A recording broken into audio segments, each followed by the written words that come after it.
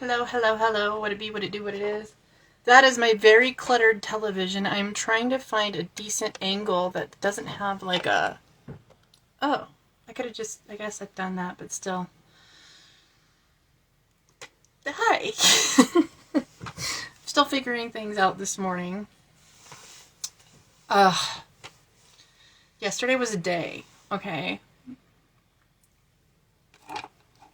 If you've been following me for long, you know I clean a gym on Saturdays. I did 2 days this week, though. I covered for a friend who wanted the day off. A coworker friend. I don't know what was up with the gym yesterday, but it's a private gym. Hey, Lexi. I'm about to fucking gripe about work. I don't know what it was yesterday, but there's a class right before I get there on Saturday. I don't want to blame the person who runs the class because I don't exactly know what was going on. But there was like somewhere between, I want to say around 175 pounds collectively just on the floor that I had to move before I could clean the floor. I did get help from my boss for some of it. But, you know, it's a huge facility. So on top of my actual work day, I didn't put the details on this thing. I'm not intending to sit here and gripe about work the entire time, but I promise this has a point. You know. And once I get this off my chest, I'll feel better. It's just one of those things. Just talking it out. So, you know, it's like the workout. It's a big facility, lots of walking in between actual activities. So I worked out and did the floors at the same time, basically. So I was working out all day along with doing the floors, just as a way of maintaining my attitude, because it was just stressful to walk in and seeing it be so cluttered with weight. So I maintained my attitude. But at the same time, as a result, my brain is very tired this morning. I have not... I need to put creatine in my morning rock-a-cow. I think I forgot. But anyway, that would help me replace my ATP. But we're talking about nourishment anyway. That is my point for today. Not to bitch about work, I promise. So I was thinking about consumption. The difference between... I have to look at my actual notes that I wrote this morning because I had something really intelligent for this.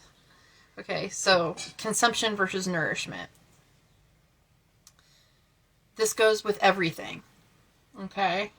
The difference between how you shop in the grocery store. If you're shopping along the outside of the margins or if you're shopping in the aisles, okay?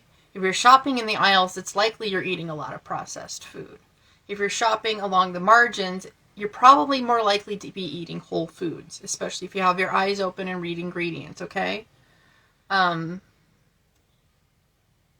to my experience growing up, when I was around 11, like I mentioned yesterday, I decided to become a vegan. And I was already a vegetarian from birth. My mother was feeding us on soy formula because we weren't breastfed, or at least I wasn't. So when I was getting nourished, it was on soy formula. So I wonder why my hormones are crazy now. But so I was eating soy as a main protein source forever. And I only started eating meat at the age of 25. So from the ages of 11 to 19, I was vegan. I tried my best not to eat any animal byproducts, although I think I would eat honey. And there was ingredients that I wasn't aware weren't vegan. You know, I definitely wasn't eating correctly. Let's just put it like that. During this time, I had multiple experiences with food poisoning. But I also had food poisoning experiences as an infant as well. I don't know how you get E. coli, the same strain of E. coli twice, number one, but the first time I got the strain of E. coli, I was like a year old. So I was being, I'm assuming I was stuck in a dirty diaper for too long with an infection like that. But so I've as a young adolescent, teenager, young adult, I had a revisitation with E. coli 0157H7 as a second time, and I am so lucky I don't have kidney damage. I attribute that to the fact that I was taking activated charcoal before I got admitted to the hospital, and I was in the hospital for 5 days before they sent me home. I almost died. So, consumption versus nourishment. Okay, so during that time, I was consuming things that I thought were on track for my goals. But also during those times, my blood tests were wild. I never had any energy. I was constantly sick. I constantly had sinus infections, UTIs, throwing up a lot my whole childhood. I'm assuming I already know why, but also, food contamination was a constant theme for me growing up and, becoming an adult. And I only had these issues with food contamination primarily when I was vegan and vegetarian, because I was eating things raw. And I was, my immune system wasn't properly prepared to handle things like that. At one point, my D3 was so low that I looked like an invalid. And, they said, this is what we see in our patients that are in senior care centers and never see sunshine. So, and also, like 6-7 years ago, I had a huge bald spot right here in the center of my head, which I have fixed through proper nourishment and taking care of my body, and I changed my diet entirely. I am now primarily carnivore. My fruits, my fiber primarily comes from fruit and sweet potatoes. And my carbs, for the most part, every now and then I'll have some sourdough bread. But I'm starting to notice that eating proper nourishment affects my mood and my mental health to a very crucial degree. Eating that sourdough, I have to make an agreement with myself to have a panic attack a few hours later, because that's how it works for me. I don't know for sure if I am gluten sensitive or not, but my sister is. So, there's possible thyroid issues involved, but when it comes to nourishment versus consumption, okay, there's a difference between being in survival mode and starving, right? Starving, hungry, the worst type conditions, say, you barely had anything to eat for 2 weeks. Of course, you're going to eat that boxed food as soon as you get a chance to eat anything that could possibly fill your stomach. But you won't feel nourished like your body's craving. You will have that hamburger helper, though. I promise. But it goes very much the same way with psychedelics, okay? For example, you can get a diet version of spirituality dealing with psychedelics.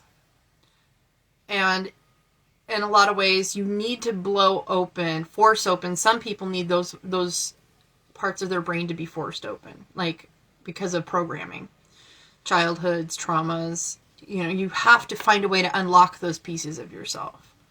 That is consumption. Ceremony comes in with nourishment. It depends on why you're using it and intention. Segment intention for plant medicine. Really having a goal for opening these discussions with yourself and your psyche and your subconscious. But some psychedelics, some psychoactive properties will sever your connection. It will sever your nourishment with spirit. I had a particularly terrifying experience with ketamine in this way. They warned me it was a dissociative. But when it wasn't even the first time I tried it. The first time I tried it, it felt like pure connection, pure bliss. I was coming back home. But then I tried it again, and I noticed something crazy happening with each time I used it, which was, I'm a 12th houser. I have such a wide third eye. Once I've cleared it and started to use it, that muscle has gotten so huge, I feel always connected. But when I used ketamine enough, I remember that feeling. It was terrifying. The door shut. And it was just me in this body alone. And I've never been so scared to be alive without that connection. I've never felt something so cold. Consumption versus nutrient, okay? I have been able to achieve levels of bliss and muscle relaxation without ketamine. It takes some doing. That massive amount of appreciation and beauty and being in the moment is a muscle that you can flex. But to have it be done chemically in any sense, like I'm trying to stress here, it has its uses. If you need to jump track out of your programming, your trauma, your panic attacks, whatever, it might be a good idea to use a defibrillator if you're having an arrhythmia, okay? That's a good metaphor. But you don't want to live there. You can't be constantly with those paddles on your chest. It absolutely caused, and it was for weeks. And, that feeling of sensation of that door being closed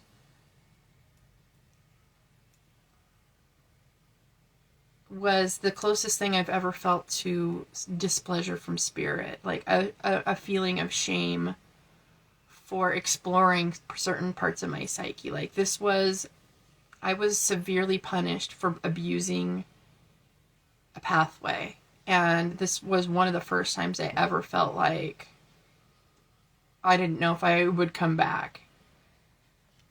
I took a break from astrology for a while.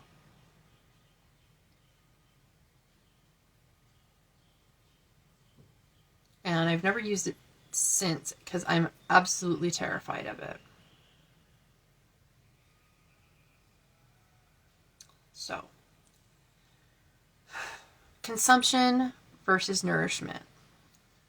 Just because it fills you up doesn't mean it's good for you. It doesn't mean that it has micronutrients. It doesn't mean that it has balanced nutrition. It doesn't mean that it's going to help your brain be happy. It doesn't mean that it's going to help your soul be happy. Free content. Providing free content is the part of me that is consumption. The most nutrient-based parts of my services happen in session. If you want to get deeper, that's where you have to go. It's a commitment to yourself, not to me.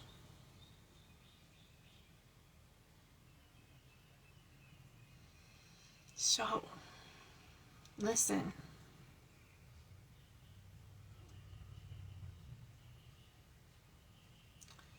Something so easily attained is meant to be attractive to begin with. But what happens inside of a session is for you. And nobody can take it away or add to it or remove the messages that come through. So whether it be with my tarot, whether it be with my authenticity calls, my vulnerability, working on that with people, or working with people's synastry, working with people's draconic charts, which I want to do another one soon, or working with people's regular natal charts, you know, any of my services, my physical services that I have, provides something of value that is very long lasting. So, it is nourishing. This is the difference. This is the difference between anybody that is making videos every day on Instagram versus their services. Especially if they take things so fucking seriously. A lot of my work is sitting here delivering my experiences to you so you can understand something and maybe hack the system and work through it without having to do the same things. You know, what doesn't work, what does work. The thoughts I think might bring you closer to your goals. But this is not the same as a session is working with me. This is not the same as a one-on-one relationship that we develop in our sessions. So,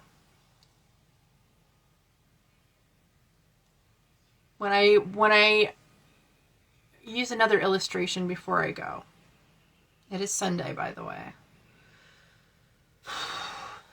Think about that coffee you're drinking. Sunday morning. What do you put in it? Do you put in Coffee Mate? It's got flavoring, but it also has a lot of hot mono and hydroxylated or hydrogenated oils. It's not natural cream.